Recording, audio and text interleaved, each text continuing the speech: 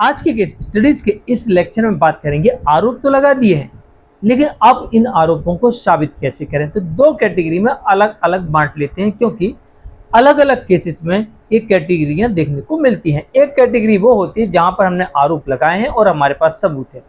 एक कैटेगरी वो होती है जहां पर हमारे पास कोई सबूत नहीं है पर हमने भर भर के आरोप लगा दिए। अब कोर्ट में साबित कैसे करें। देखिए, आपके पास सबूत है और आप अगर उन्हें सही तरीके से कोर्ट में नहीं रखते हैं तो आप लगाए गए आरोपों को साबित करने में विफल हो सकते हैं। आप लगाए गए आरोपों को साबित नहीं कर पाएंगे। ऐसा हो सकता है जबकि आपके पास में उन्हें साबित करने के लिए सबूत थे। दूसरी कैटेगरी ये होती है कि हमारे पास कोई सबूत ही नहीं है, बस आरोप लगा दिए। तो अब हमको उन आरोपों को साबित करना है। तो चलिए देखते हैं कि बिना सबूतों के हम उन आरोपों को कैसे साबित कर सकते हैं। जज रोकेश जैन, वीडियो को लाइक और शेयर कर दीजिए और इस तरह के जजमेंट्स का पैकेज पाने के लिए जिसमें लगभग आपको 200 जजमेंट्स मिलते हैं या अन्य किसी जानकारी के लिए दिए गए नंबर पर आप संपर्क कर सकते हैं। चलिए शुरुआत करते हैं। नंबर 1,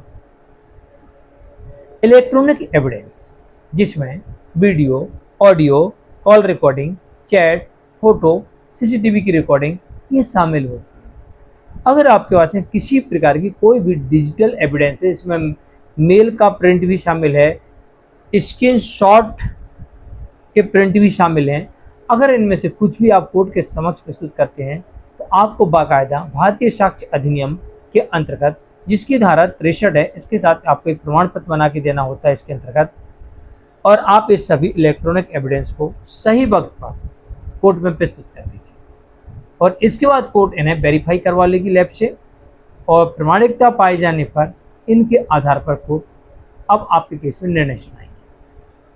नंबर 2, चश्मदीद गवाह, आई विटनेस, ऐसा व्यक्ति हमें चाहिए जो आंखों देखा हाल कोर्ट के अंदर बेबाक तरीके से सुना सके। ऐसा गवाह नहीं हमें चाहिए कि उसने सब कुछ देखा है और कोर्ट में जाके भूल जाए हमने क्या देखा था, हमें पता ही नहीं है, उल्टा सुल्टा बोल क्या जाए। ऐसा गवाह नहीं चाहिए। कैसा गवाह चाहिए? जो गवाह बेबाक तरीके से कोर्ट में अपना पक्ष रख सके कि मैंने उस दिन क्या घटना देखी थी और उसका आंखों देखा हाल मैं यहां सुना रहा हूं। तो चश्मदीद गवाह। नंबर 3, कॉल डिटेल्स, कॉल की डिटेल भी आप बुलवा सकते हैं। नंबर 4, आरोप लगाने वाले व्यक्ति से लगाए गए आरोपों के सबूत मांगे। भाई, अगर आप विपक्षी ने आपके विरुद्ध जो आरोप लगाए हैं, आप उन आरोपों के उनसे ही सबूत मांग लीजिए। या इस बात का आप ये भी ध्यान रखें कि आपने आरोप लगाए हैं तो विपक्षी आपसे लगाए गए आरोपों के सबूत मांग सकता है। तो लगाए गए आरोपों के आपको सबूत देना होता है। अब हमारे पास कोई सबूत नहीं, फिर आरोपों को साबित कैसे करें? तो नंबर 5, अपने अच्छे कामों के सबूत कोर्ट में प्रस्तुत करें। भाई, जिस दिन से मेरी पत्नी मेरे घर में रह रही थी मैंने उसके लिए क्या क्या किया।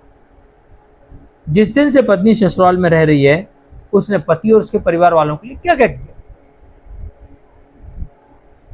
तो ऐसी स्थिति में जो विपक्षी है, जिसे जो आरोप लगाए हैं, उसे हर हाल में लगाए गए आरोपों के सबूत देना होगा, अन्यथा यह माना जाएगा कि सिर्फ बेबुनियाद और झूठे आरोप लगा रहा है और आप अपने अच्छे कामों को कोर्ट में गिनाकर क्रेडिट लेके और ये साबित कर लेंगे कि हम सही वो कर लेंगे। ऐसा भी हो सकता है। तो जानकारी के लिए कमेंट में जरूर लिखिए, वीडियो को लाइक शेयर कर दिए। आज के लिए इतना ही। मैं मुकेश जैन, नमस्कार।